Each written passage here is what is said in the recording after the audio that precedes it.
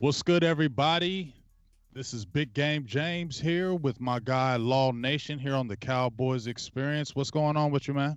Oh man, everything, the sun and the moon, everything, man. This stuff make my teeth white, man. I cannot make this stuff up. I'm feeling good. How about yourself? Feeling great. We had a couple of Uh, signings. We maybe have a possible big signing that we all been waiting for. But let me give a shout out to and the Cowboys Experience because guess what? The Cowboys Experience has got something going on as well as the big game is coming up September 7th. But you also want to get out to the Cowboys Experience. Find out about these packages, still can get out to these games. They're going to have a meet and greet at the Lava Cantina this Saturday here at 2 p.m. I'm sorry, yes, this Saturday, it's 2 p.m. to 4:30 p.m. The Lava Cantina. Travis Frederick, Zach Martin, Michael Gallup will all be there. You'll be able to sign autographs, things of that nature. You don't want to miss any of that. So please, if you're trying to get to something like that great Cowboys Express at the Lava Cantina this Saturday, 2 p.m. to 4:30 p.m. Please get in our inbox, Silver and Blue Nation, Big Game James, Law Nation, so we can get you in one of those great packages so you can experience that on Saturday and then experience that great game that's going to be going on Sunday against the Giants. Now, without further ado, let's jump right into it, Law. There's been a lot of things that's been going on. We just had the 53-man roster set, the practice squad set. We all been waiting for the Ezekiel Elliott signing. Everybody's got their eyes on it, but we had a big surprise signing it surprised me. Lael Collins, right tackle Lael Collins signs for an extension for 5 year, $50 million, $35 million guaranteed, and that's another offensive lineman that's signed for a good little bit, and it solidifies offensive line. What do you think about that signing of Lael Collins, and did it surprise you? Well, it surprised me in a sense because Lyle Collins been playing mediocre at that right tackle. But I will say this: the kid is still young, and then on top of that, you always want to better your best. You know, when you try to play football in the National Football League, you want to be able to secure that right side as well as the left side. So what I'm thinking is with that type of contract, maybe it could be a contract whereas they can look at it and say we don't have to worry about this offensive line at that point.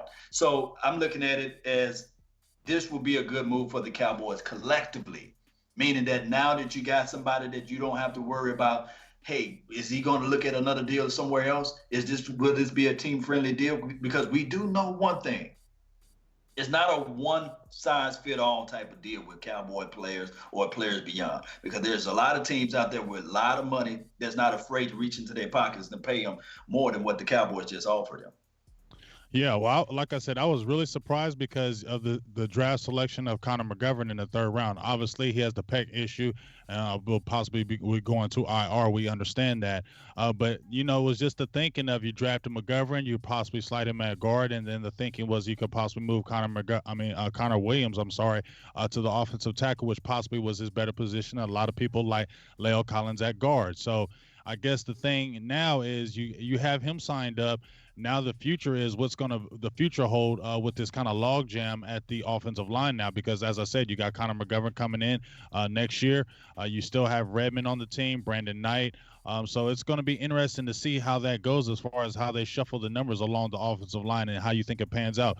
Do you think that Leo Collins stays at the right tackle? He's getting paid like in the top five now. What do you think happens with Connor McGovern with this signing? Well, beyond that, Connor McGovern, we have to see a little bit more from him as it relates to the NFL level. But I can say this: you did a lot of tape watching or watching tape on Connor Williams, especially coming from the college that you root for. So Mm-hmm. I'm thinking about this: how about you can kick Connor Williams to right tackle, kick Lyle Collins back into the inside down the line, and then something like Connor McGovern can be your left tackle, or it can be vice versa, as your left tackle could be Connor Williams. So it can be so many things to move around with this particular offensive line, especially like I said. This is the better in your best type of deal, meaning that now that you can have these guys that's flexible. I think Connor McGovern can also play right tackle as well. Is that true? I think he was mostly guard center. So I think guard that's center. yeah. I think they really liked him at how he could be flexible playing the center. I think that's one of the reasons why they kept Redmond on the team, because he can play guard and center, and they like those guys that can play multiple positions. My thing is this: is that it would be hard for me to see them kick Leal inside because now they're paying him tackle money. And it just seems like, why would they cook him at guard and they just made him one of the top paid tackles in the league? I feel like they really like that experiment. They like what Colombo has maybe done for him, is possibly getting him better as the year went when Colombo got in the fold last year. So maybe they're looking at and that's that aspect. But the biggest thing is, to me, is that you see the Cowboys are understanding that the game is won up front. And if True. you look at across the board, the Dallas Cowboys have the highest paid offensive line, bar none. And the game is won in the trenches. And so the Cowboys are solidifying that. So regardless whatever happens with Ezekiel Elliott, with his signing or anything else, they want to make sure that if they don't got Ezekiel, if they don't have somebody else, they're still going to have that offensive line to be able to do what they want and still be productive no matter who's behind the center or running the ball. True, man. You spoken words of wisdom there. So I agree. I agree 1,000,000%. Paying Lyle Collins the type of money that they paid him, undoubtedly they got some things in the future that we can't see for Lyle Collins, and hopefully, and I mean just that, hopefully this offensive line can just stay intact, because the last time this offensive line been healthy, I would argue the fact it was 2015/2016. Yeah, definitely. Let me give a few shout outs, Mr. Law, and then we'll go jump into another quick topic. Shout out to Derek Thomas, Andre, Don Holder, DAD host, what's going on? Michael Morris Trevino, how you doing? Michael Lafferty, Gambino, what's going on? Dallas Pepper Sr., how you doing? It's good to see everybody in here. Please continue to jump in. We're going to have a really good show today, talking about a lot of things right before this big matchup against the Giants. Finally excited, man. It's here, Law. Seems like we've been waiting forever. Seems like you wait forever for football season to finally come around, man. But I'm excited because now, like I said, you hear about Ezekiel Elliott. We'll jump on that real quick before we jump on some other topics, because it is one of the biggest topics that everybody's still talking about right now. Now, the thing is that we're been hearing in the air is that, well, number one, Ezekiel Elliott is flown back from Cabo and he's flying to Dallas. So that's a good sign that possibly something could be happening. Then we've hearing reports, not confirmed reports, that it could be a 5-year, $90 million deal. 40, we'll see what the guarantee is like. Not a confirmed number, but it's being thrown out there. What do you kind of think about what's going to happen with the Ezekiel signing? Do you think he signs today in enough time to get on the field against the New York Giants this Sunday? Yes, I think that he probably need to sign today and then have a press conference tomorrow.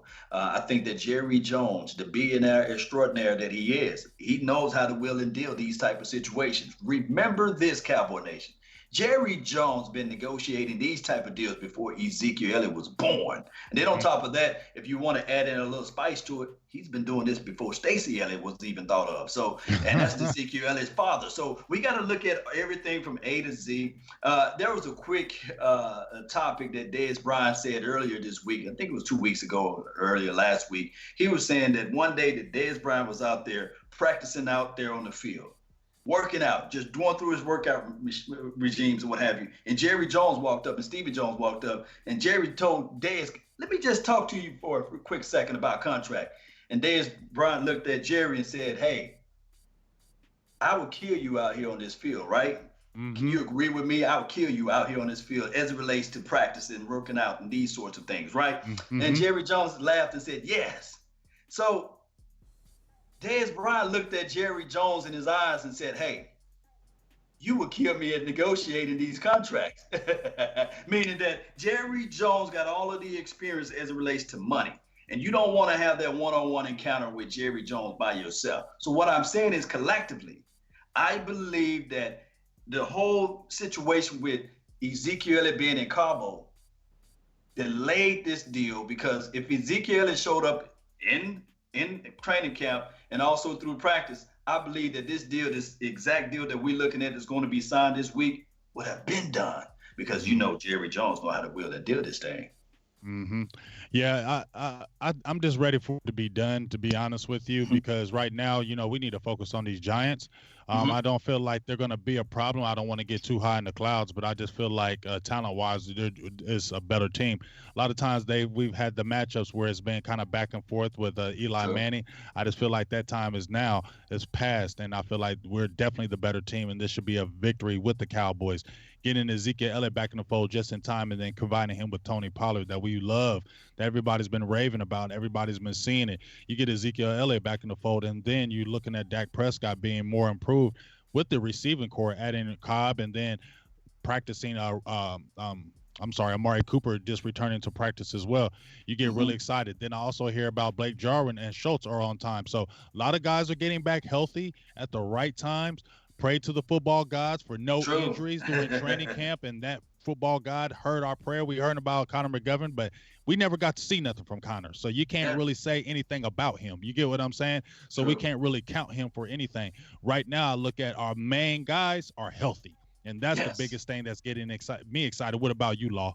Oh man, it's getting me so excited because Amari Cooper said, "Hey, he's 100% right now, or he feels 100%. He don't feel any pain, so that's a plus for us, right?" And then Mm-hmm. if you add in the fact that, like you said, Lyle Collins and Tyron Smith, all those boys, they back out there and practicing, and it's something about continuity and rapport, and these guys are developing that. Remember this: outside of the Ezekiel Elliott situation, we were always in during OTAs and training camp 100%.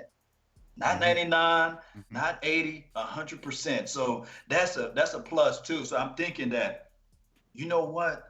We probably looking at it from the Cowboys lenses. But if we look at it from the Giants situations, they probably looking at it like, man, who do we prepare ourselves for? Do Mm-hmm. we prepare ourselves for Ezekiel Elliott or do we prepare ourselves for Tony Pollard? We don't know. So they've been wasting their time too because they just don't know what team is going to show up Sunday. And this has been an extra favor for us if you Mm-hmm. look at it collectively. And Speak. that's a good, like I said, because you don't know who to prepare for. Smart wisdom says you better prepare for Ezekiel Elliott regardless. That's Right. smart wisdom in my eyes. But as you said, the biggest thing, we had practice going on this week. Zach Martin returned, Tyron Smith returned, Amari Cooper returned. That's been huge because number one, a little bit concerned about them back injuries with Zach Martin and Tyron Smith. But now you get those guys back in the fold, back practicing.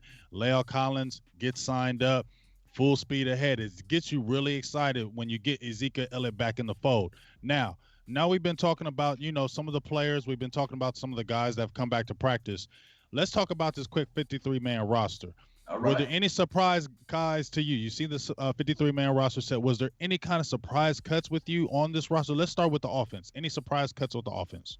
Well, not really. I just kind of looked at everything like, okay, we know that the core is there. We was trying to find out ways where we can find some backup guys that's going to be able to stand into the mix.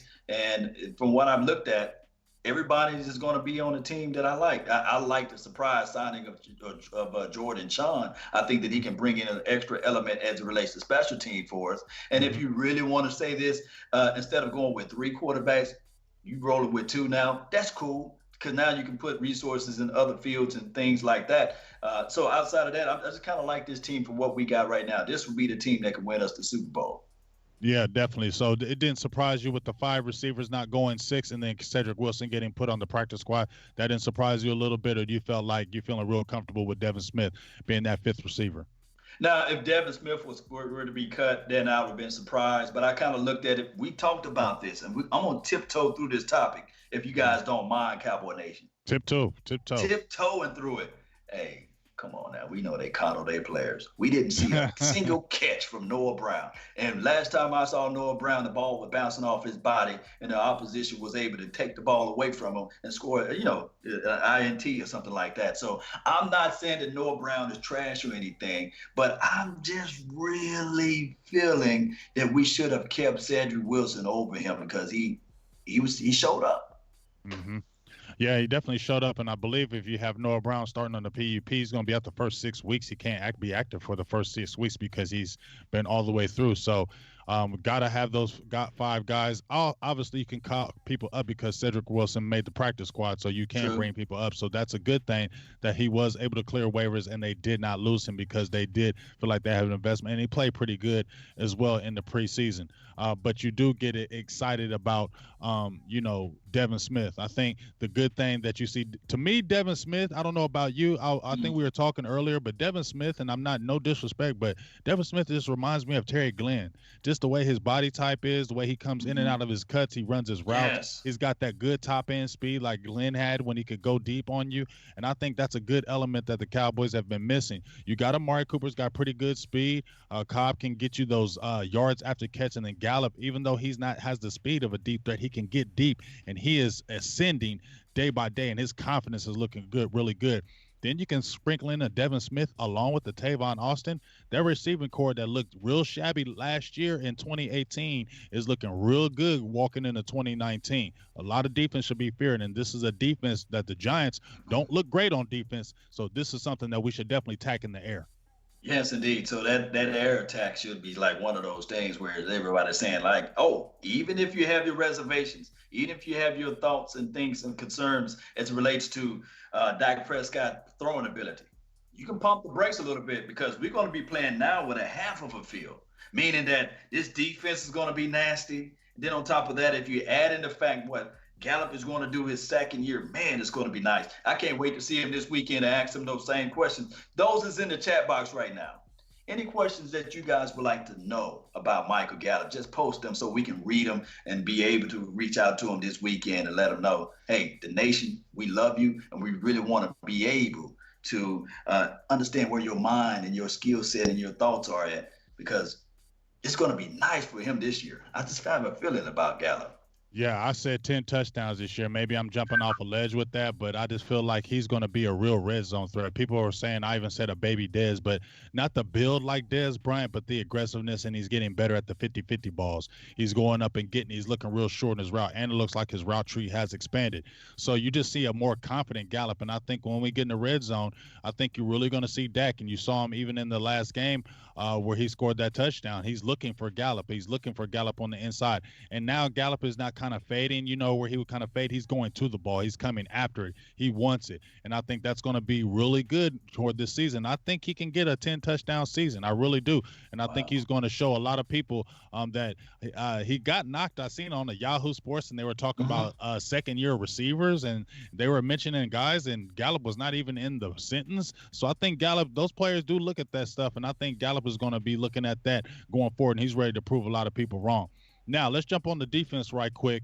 You had a couple. You said he didn't really have too many surprises. I didn't really have any surprises, maybe going along the offensive line, but I kind of understood it. I was surprised about Cedric Wilson, but I'm cool with Devin Smith being there. I did like the Lucas guy, the tight end. I did like him. I liked him because he stretched the field. He had really good hands. He was good in the intermediate, and I feel like he was the type of tight end that the Cowboys needed.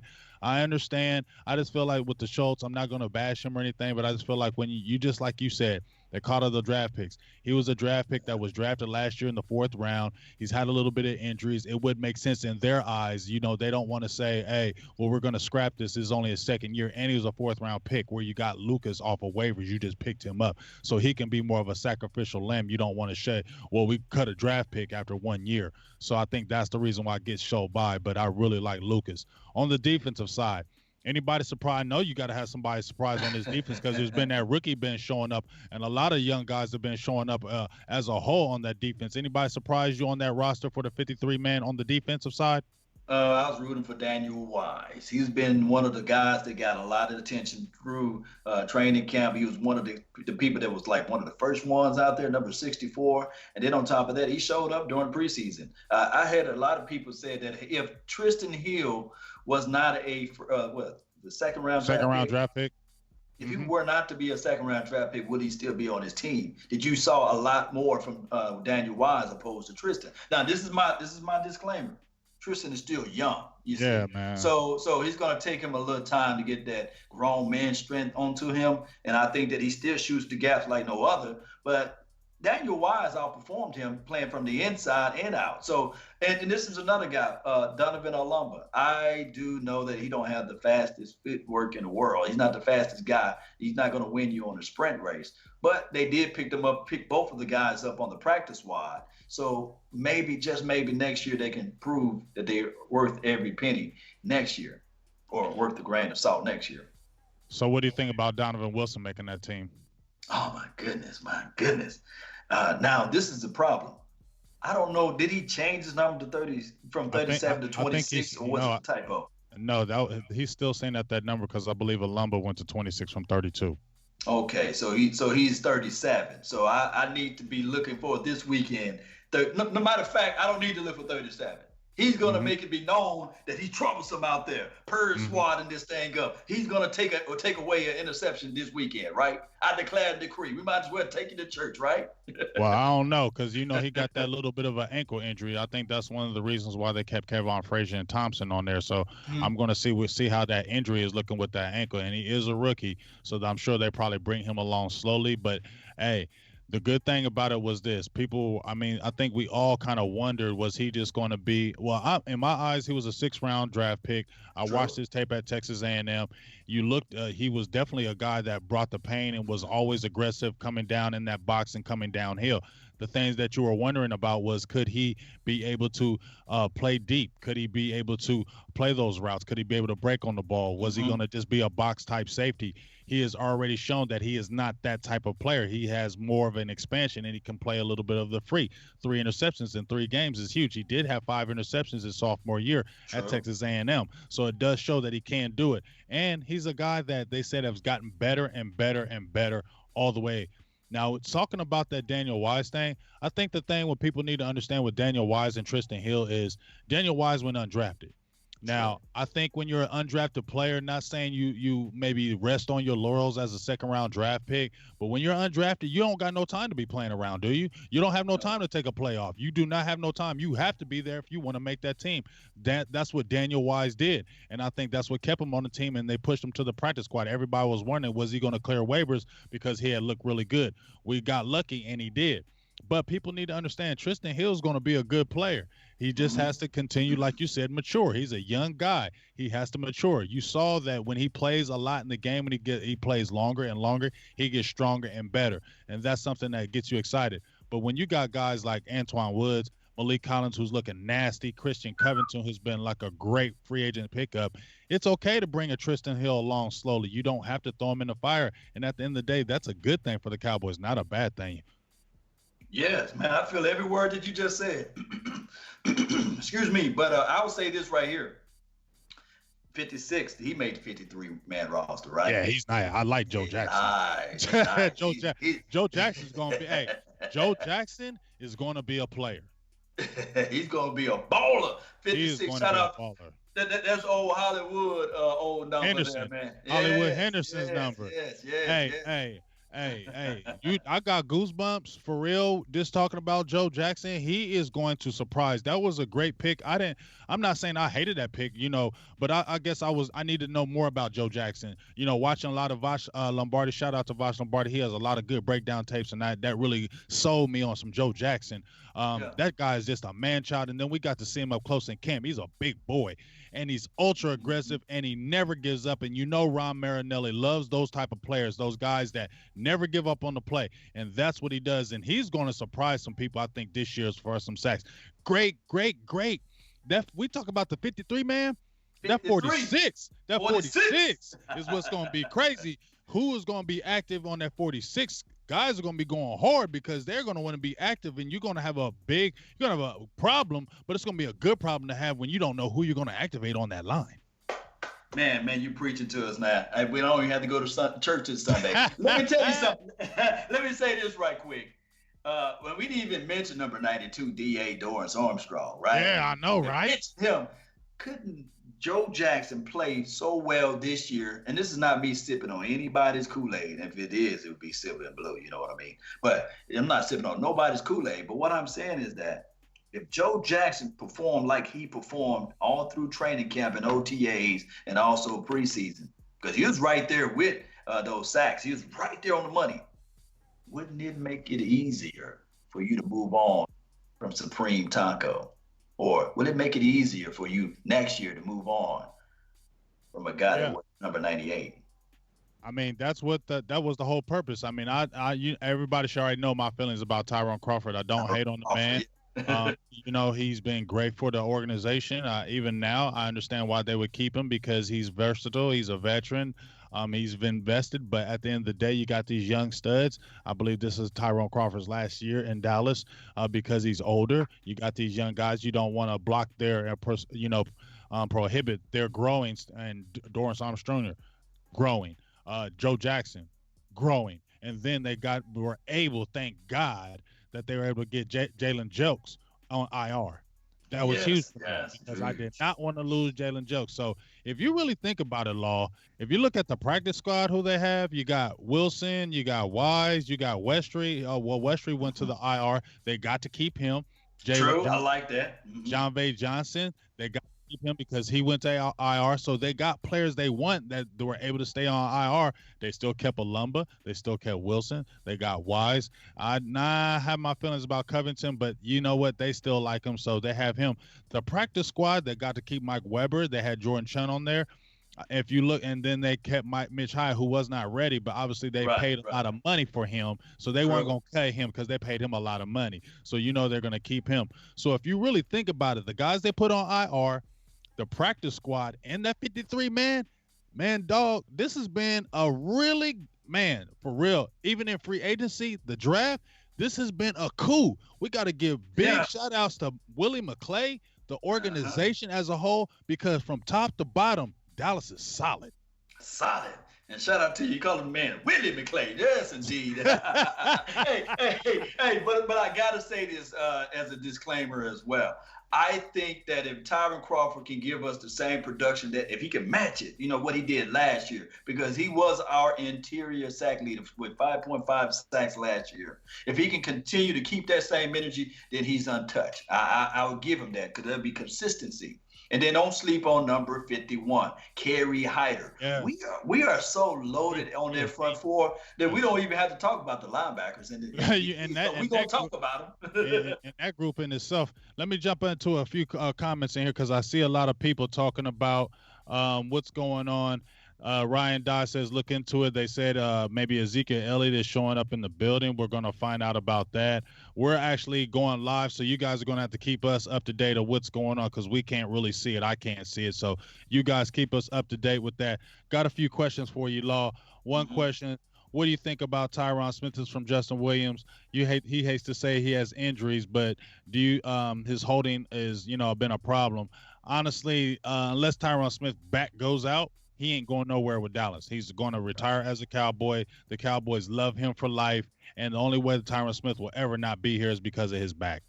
Your Yes, thought? man. Yeah, I think that Tyron Smith is okay. It's a situation where the back is always a fickle process. We don't know how the back really works because you can hit somebody and twist somebody, and then all of a sudden they can't walk or move. So the back is always a fickle process. So I'm not going to talk ill will about Tyron Smith and those parameters, but I can say that week one, day one, he's going to be ready. That's all I can say from there. He's going to be extremely ready. And Tyron Smith, he's Tyron Smith, man. Exactly. We love some Tyron Smith. Now, let's talk about these linebackers right quick. We're just jumping on them. Then we're going to talk about this game that's a line ahead and kind of what we kind of see and some keys to the game.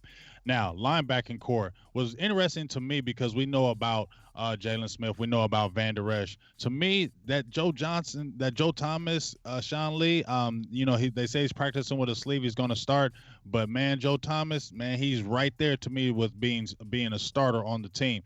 Now, that guy that everybody's kind of been the darling is Luke Gifford. He basically played like 10 plays in the game and made the roster. Right. What do they think about him? If you barely played a game, you made the roster?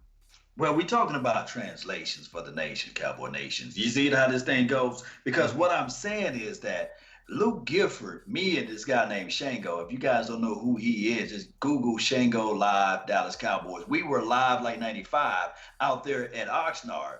And I was looking, I said, man, who is 57? Is that LVE in the wrong jersey? Did they ran out of 55s or something? And it so happened to be Luke Gifford. So I started to say, why is this guy flying out to the ball?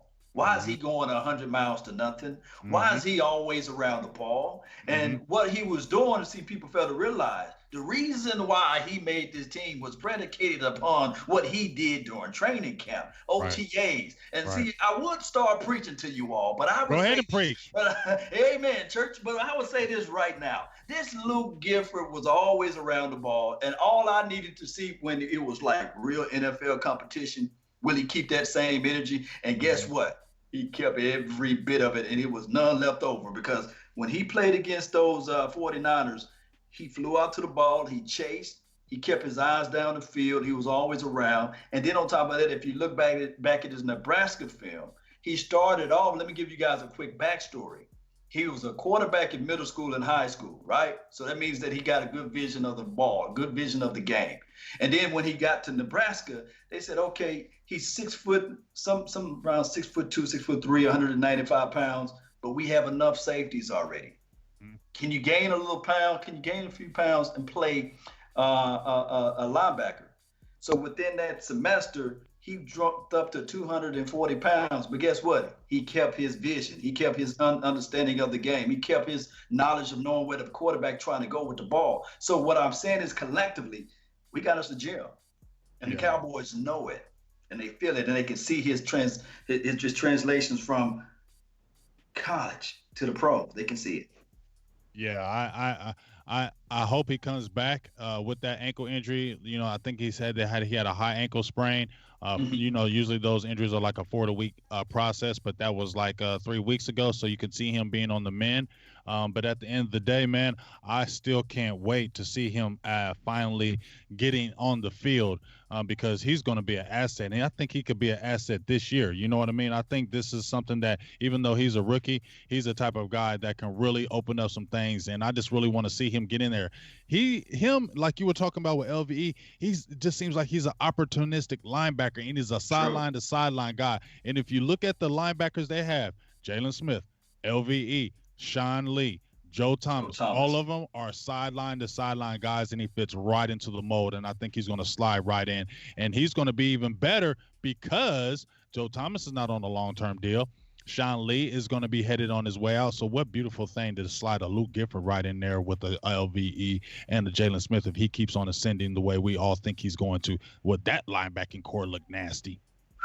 It's going to look nasty because Sean Lee is going to transition over to Coach Lee eventually. And then on top of that, if Sean Lee could just transplant his brain into Luke, it'd just be even more insane, you see. But I'm looking at it, this team, we play so much nickel, right? 2 linebackers, and the other one just floats in whenever we need it because we rarely play out of our base formation. But what will happen here is that when Luke is healthy, and also when we see Joe Thomas's other worlds out there, man, it's going to be nasty because our base formation is going to be just that. It's going to be a formation whereas you don't see a need to substitute in an extra DB because these guys can fly to the ball sideline to sideline. I like the format that we got.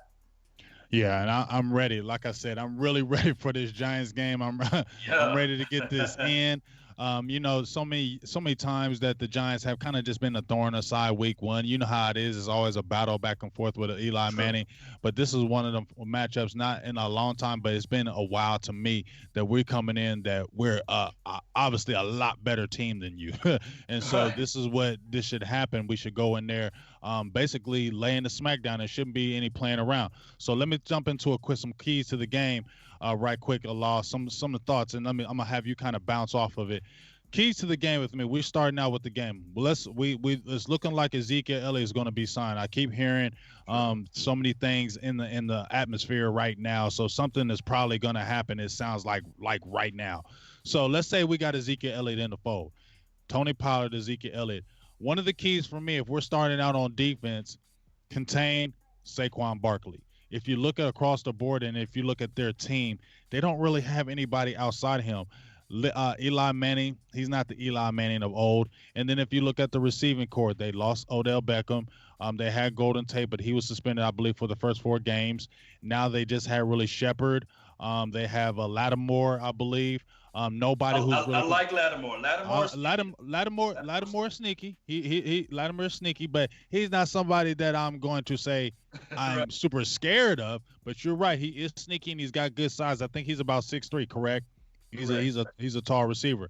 But if you're really looking at their offense as a whole, their offensive line, they got Will Hernandez. They got another guy that I believe came from the Browns as well.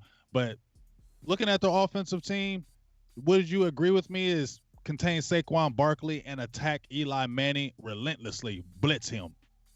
Yeah, you got to blitz Eli, but Eli Manning is not afraid of the blitz. We got to understand that now. Divisional games, especially the first regular season game, divisional game is always tough because they know each other, like they know each other For real, for real. So we look at the fact that their tight end, he's the one to sneeze at number 88. Ingram. Nice Yes. number too, by the way. Mhm. He's no one to sneeze at. So what you don't want to happen is for to give the Giants life. And Mhm. they are known to be a resilient type of team with Eli Manning. Just Right. me speaking objectively. And then on Speak top of that, objectively. yeah. You got a nice guy named Saquon Barkley, and they got a nice little running back behind him. So they can think of it like, hey, if we are able to get some turnovers and takeaways, they went and got them a D-Law as well, named Dexter Lawrence, who created pressure all through preseason. And they're coming off an emotional high because they are 4-0 during the preseason, and they're looking at it like, hey, we can't be stopped. We hear all of the outside noise. They counted us out. And then think about this, Cowboy Nation, collectively speaking again, and objectively speaking. 2007, no one knew for sure who were the Giants. They didn't see them coming. They won a Super Bowl that year. And then on top of that, in 2011, they won a Super Bowl. So I think that this particular team, they don't have the coaching staff, but they still have that same quarterback that can strike when the fire is hot. And I'm not saying that the Cowboys is going to fold up like a wallet or a lawn chair, but what I'm saying is that we can't just walk right into this thing and saying, okay, we're going to beat them down. Just think about it. Who Roger Goodell's favorite team out there? Yeah, he Giants, loves the Giants, boy. I mean, it's really been a while since. I mean, even last year, Right. we played them last year. It wasn't a blowout games, and even the end of the year, I mean, we had to come back to at the very end of the game just to win the game. And Saquon Barkley had over 100 yards, and he was a thorn in our side. So I feel like we got to stop him early. To stop him early, and we got to get 3 and outs. Just like you said, they can't have those drives where they're getting 7, 8 play, 9 play drives on us. Even if they're getting a field goal, we want them to get 3 and outs. I think the less that they're on the field, even though our defense is going to have a wave of players and they have good depth, I think 3 and outs is really going to crush them because I don't feel like they have the defense really to contain us. Yes, they got Dexter Lawrence. They got. I love that guy. I like Dexter Lawrence, but he still is a rookie. You get what I'm saying? He still is a rookie.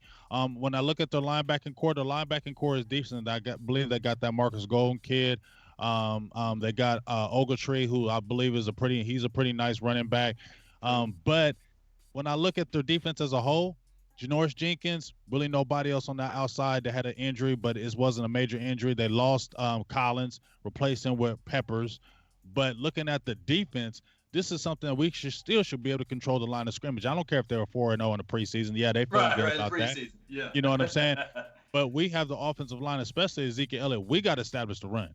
I feel like that's the biggest thing, though. The Cowboys have to do is establish the run and kill them with that Pollard. Come early with that. If Ezekiel Elliott's there, come early with that Pollard-Ezekiel Elliott combination, early and fast. Don't wait. I feel like we don't play around. We Kellen Moore kept things under wrap in the preseason. That's great, but I want to see some explosiveness week 1. I want to see us attacking these guys week 1. Kind of when we came out with Tavon Austin with that long pass on the first play of the game. That's the kind of stuff I want to see. Unpredictability, guys, things that you did not see. I want us to come out in attack mode and attack them through the air as well. Establish that run, but let Dak Prescott get out that pocket and start getting on a roll and getting that ball out. Quick passes to Randall Cobb. And then I want to see some deep passes. I guess I'm asking for a lot, but I want to see a lot against this team because this is a type of team that I know you said that we shouldn't go in the thought pattern of, don't worry about them. But this still should be a game where if we come out and play Cowboys football on both sides of the ball, this should be a game that should be dominated by the boys. Yes, so we just got to look at everything. And I just hope that Jerry Jones we're going to have an open roof, a closed roof. The sunlight gonna be blind. The sunlight gonna be glaring into the stadium. We got those things that we have to look at too. Sky mirror, is it gonna be pointed the right direction? You see, and then on top of that, we got to win, like you said, the LOS, and we got to not shoot ourselves in the foot. That last preseason game, I was caused to pause because I do know that we had a lot of backups in there, but there was 8 holding calls. Not 1, not 2, not 3, not 4, 8. And I do know, like I said, it was a preseason game.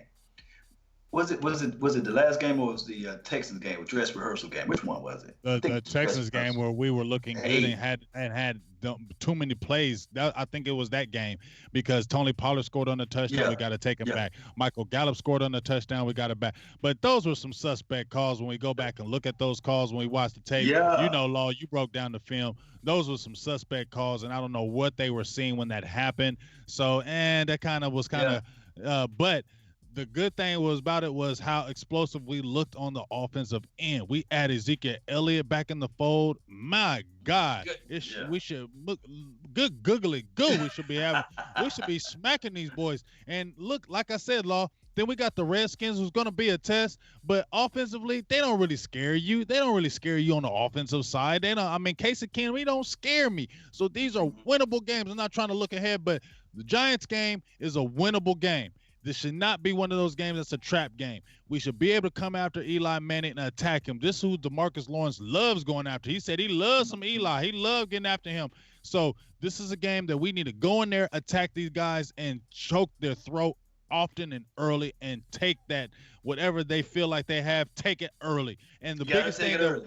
the biggest Can't thing, give the them problems life. that we've always been having, Law, to me in my eyes, is that we keep them in the game. We keep them in the game. Nah, we got to come out there and be 17-0, 17-3, and then keep the throttle.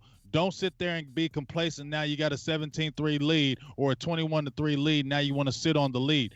Don't sit on the lead. Keep that full blast. Keep that pedal to the metal and show these teams that we're going to be explosive this year, because that was one of the problems with the offense. Yes, indeed. So hopefully we can keep that same energy. And on top of that, you talking about days of Jimmy Johnson when he just run up the score, they used to get mad at him. So Right. hopefully Jerry Jones can tell Jason Garrett, hey, and just run up the score on him. And hopefully that would be the scenario.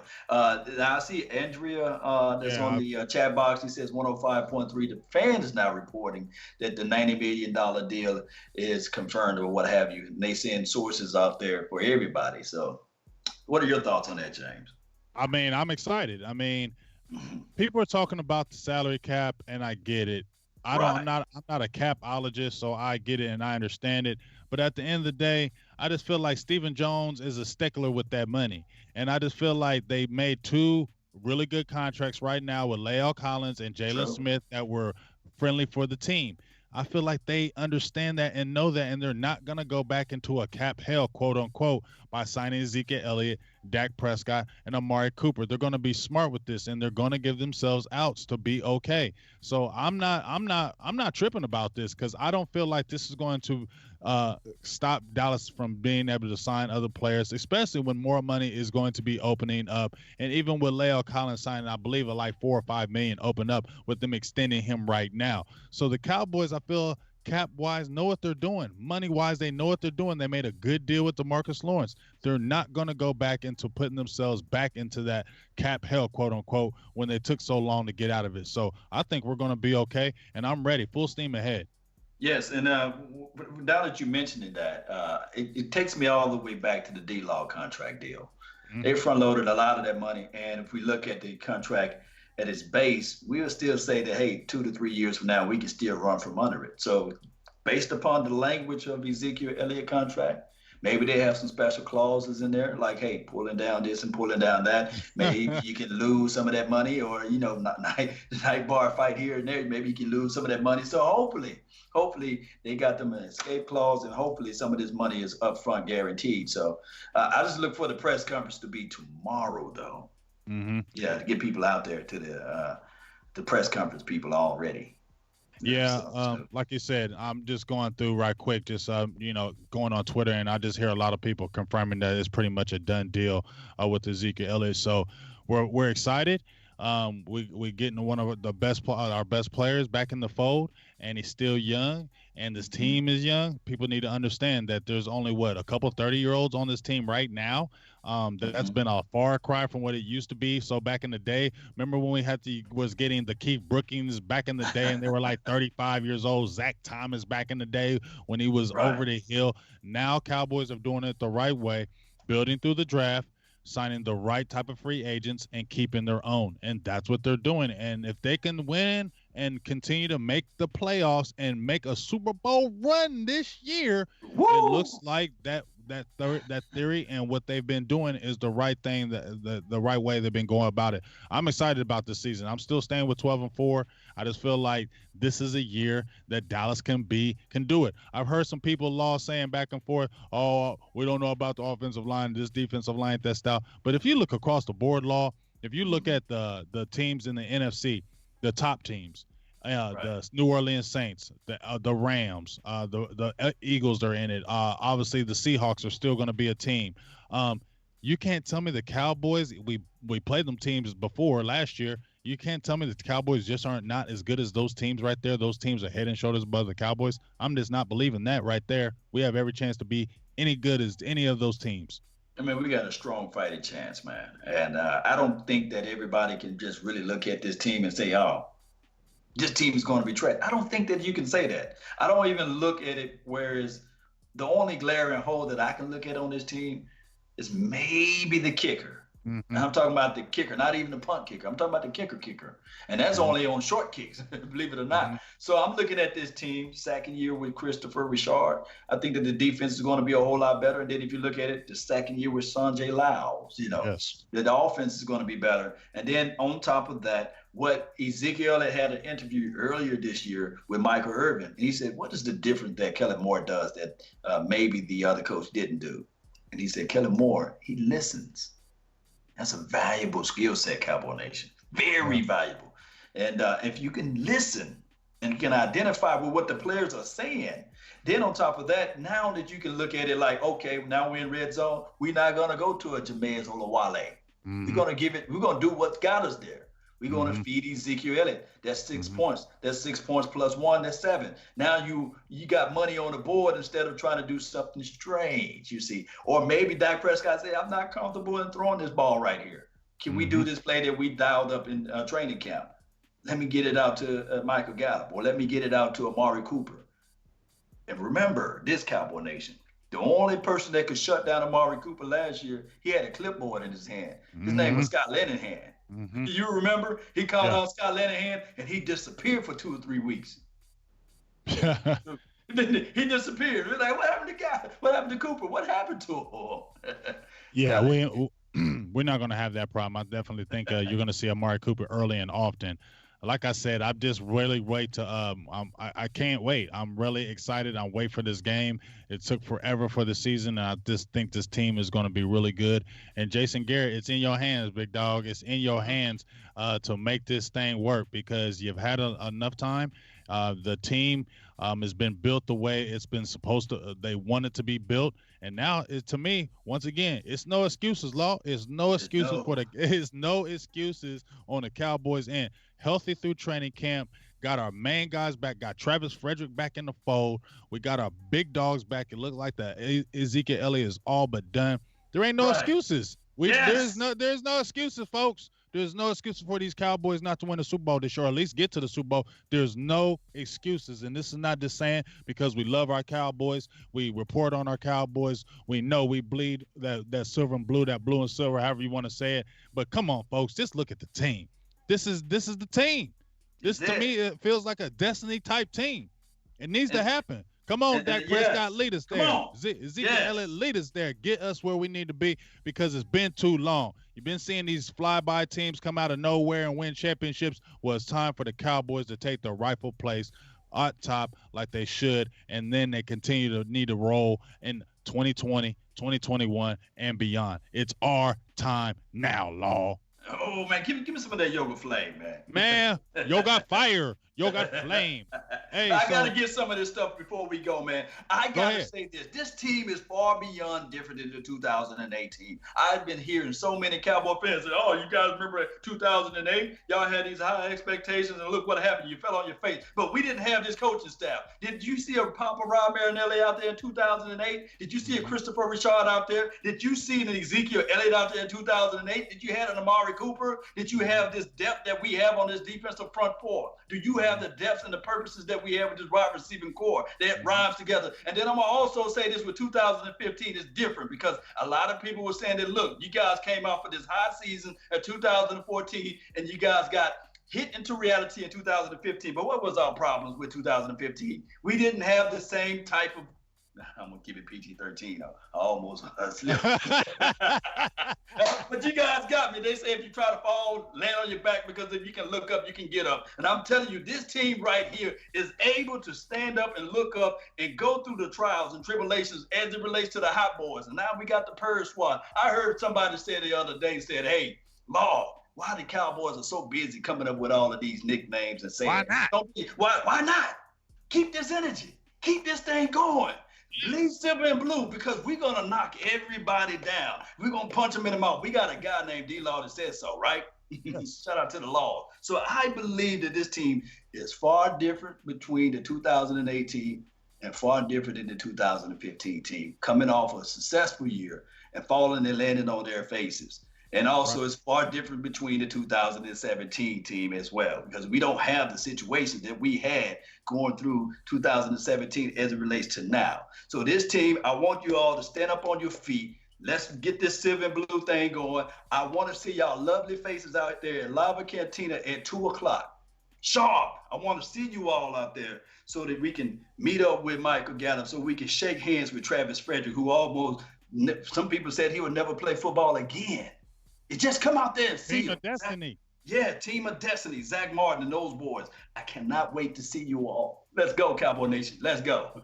Oh yeah, for sure. And if you're watching these games, and you're checking out the broadcast, make sure you check out, because we'll be live and having that going hard with the live the watch parties. And Joe Tranchino, he wants to hear me say "get him," and I'm gonna be saying a lot of that, because when Eli Manning take that ball and he get to running, and D-Log get him, get him. That's what we're going. That's the sign. The shirt's coming out soon. Get him, because that's what we're gonna be doing when them guys be trying to run away from us.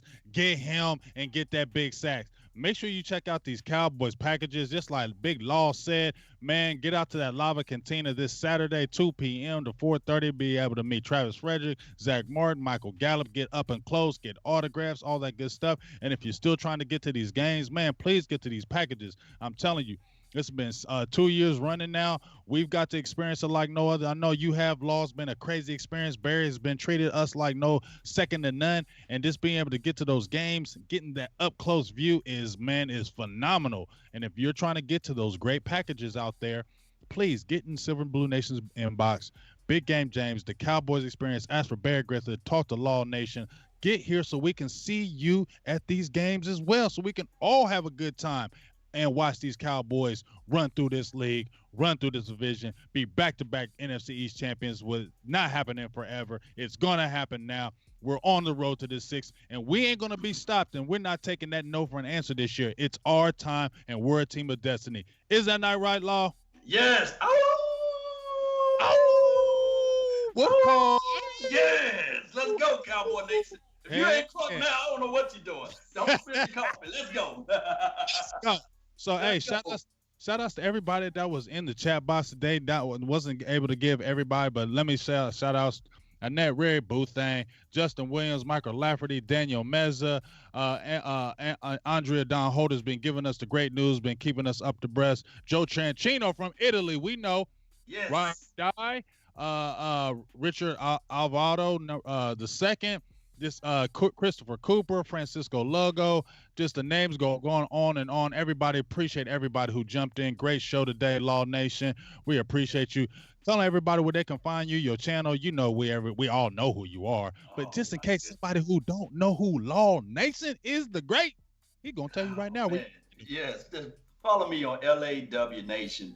Just type that into your Google. You can also see me at Instagram, Facebook at Law Nations, as well as the YouTube page. And I have a website. It's dlawnation.com. Just check it out. Just hit me up. And of course, let's continue to grind. The grind is necessary. And that's been my time. I really thank you all for yours. And remember, you're listening to nothing but the best. Salute.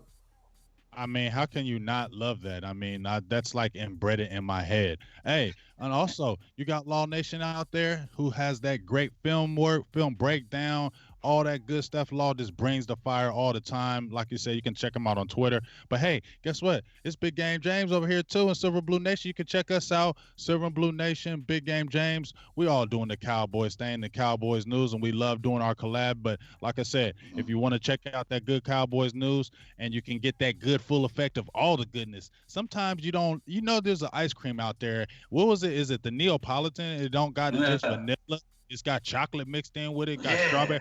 Got all them flavors mixed together because you know what they said? They said, man, we know all y'all like vanilla. We know a lot of y'all like chocolate. We know a lot of y'all like strawberry. So guess what? We don't want to leave you out. We just going to mix it all together so you just eat it all together. So that's what we do here. We try to bring, you got the Cowboys Experience. You got Law Nation, Silver and Blue Nation, Big Game James. We're going to be bringing it all year long because we're going to get this road to the sixth. We're going to get this championship. We're going to be back-to-back NFC East champions. And I'm not taking no from an answer from nobody.